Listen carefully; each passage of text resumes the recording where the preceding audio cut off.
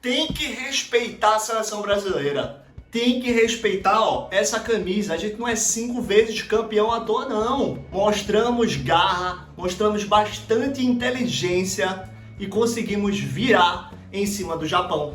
2-1 agora na fase mata-mata. Os gols foram de Casemiro e de Martinelli nas últimas do jogo. Foi na emoção, foi na garra. O Brasil acreditou até o final, isso no segundo tempo, tá? Mas a gente conseguiu passar. Agora estamos nas oitavas de final da Copa do Mundo de 2026 e agora assistir aos jogos que vão acontecer e o mais importante deles, Costa do Marfim e a Noruega, que é daí que vai sair o próximo adversário do Brasil. Mas vamos falar rapidamente do jogo, tá? O Brasil entrou em campo com a mesma formação que havia tendo, né? Mesmo ali, alguns jogadores, na minha visão, podendo entrar, como era o caso de Fabinho no lugar de Casemiro e como era o caso também de Alexandre no lugar de Danilo. Mas Ancelotti preferiu permanecer com a mesma seleção e a gente já viu ali que no começo não deu muito bem.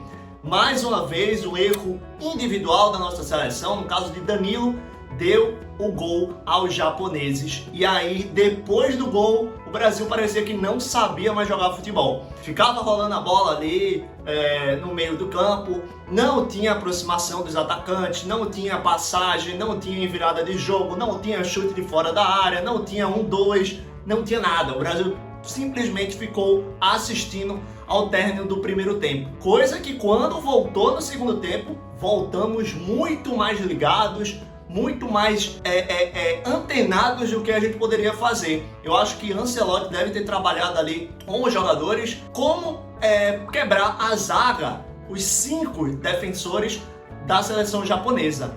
Seleção essa que eu já havia falado aqui, fiz um vídeo exclusivo falando que não era tão ruim assim, que era uma seleção que vem melhorando muito com o tempo. Infelizmente caiu contra a gente, mas assim, uma seleção muito forte.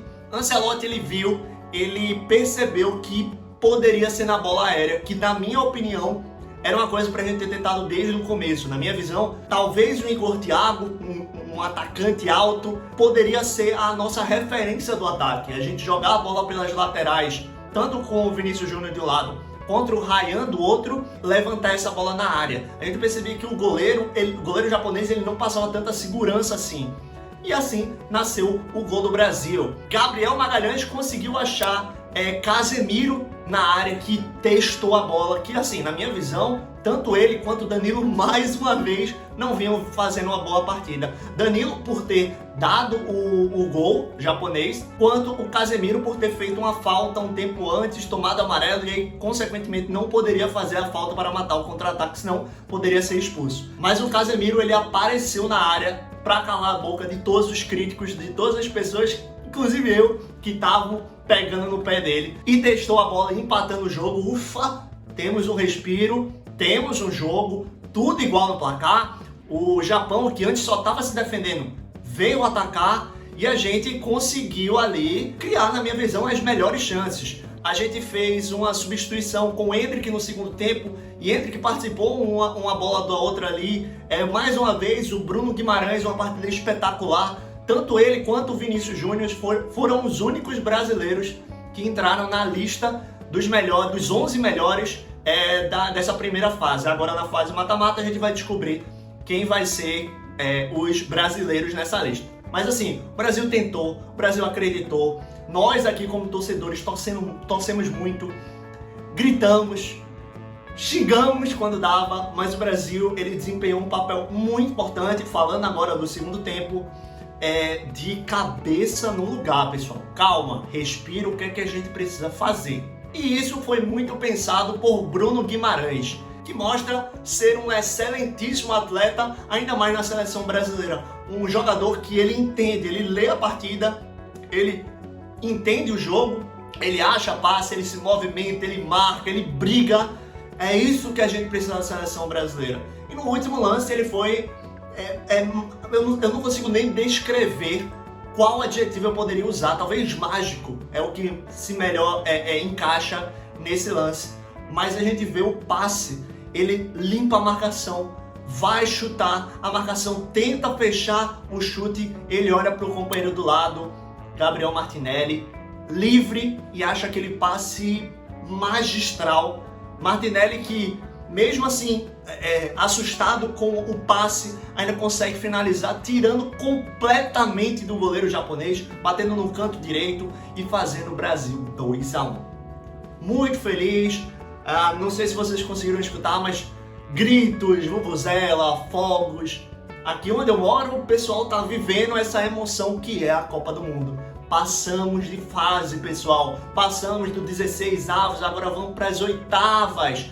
E que venha Costa do Marfim ou a Noruega. Chegou a hora do melhor e o pior da partida. E nessa partida contra o Japão, eu acho que o melhor não é apenas um jogador, tá? Eu vou quebrar aqui o protocolo, escolher 2 jogadores que, na minha visão, foram peças importantes para o Brasil passar de fase. Bruno Guimarães, que desde o começo do jogo ele já vem mostrando esse futebol que ele ficou conhecido no mundo todo. Ele brigou, ele tentou, ele criou jogadas, ele apareceu, ele recompõe, ele faz assim tudo.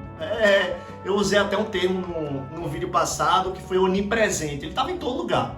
E há outro jogador que assim não tinha como não dar o melhor, o prêmio de melhor da partida para outra pessoa sem ser o Bruno Guimarães e o Gabriel Martinelli, o cara do gol no último lance que assim lavou a nossa alma, que todo mundo conseguiu fazer respirar em casa e a gente passou de fase. Eu acho que esses 2 jogadores foram peças importantes no Brasil. Claro que o Brasil teve outros atletas ali muito importantes, quando o Endrick entrou no segundo tempo, participou legal, Vinícius Júnior ali na reta final do segundo tempo. Então são atletas que eles fazem parte de um conglomerado de outros atletas que desempenharam um bom papel. Mas esses 2 para mim foram fora de série, fora da curva, e o prêmio de melhores da partida vão para os 2, beleza? E agora o pior da partida do Brasil é complicado dizer. Vai mais uma vez para o Danilo, mas diferente das outras partidas, apesar dele ter errado e ter dado gol para o Japão, eu acho que ele conseguiu se redimir na partida. Ele fez uma partida após o gol, muito cabeça, participando ofensivamente, ajudando toda hora o Ryan ali, seja na hora da marcação ou seja na hora ofensiva. Ele pisou mais naquela linha, tentou uns cruzamentos ali, mas eu acho que ele ainda estava abaixo dos outros atletas. Então vai aí a minha escolha do pior da partida, mas assim, não foi tão ruim assim, ele conseguiu desempenhar um bom papel pós o gol. Beleza? Comenta aqui embaixo o que você achou da seleção brasileira, para quem para você foi o melhor e quem foi o pior da partida, beleza? E que venha a Costa do Marfim ou a Noruega. Beleza, pessoal? Não se esquece, deixe seu like, se inscreve no canal e compartilhe esse vídeo com alguém que você gosta. Te vejo na próxima. Até lá. Tchau.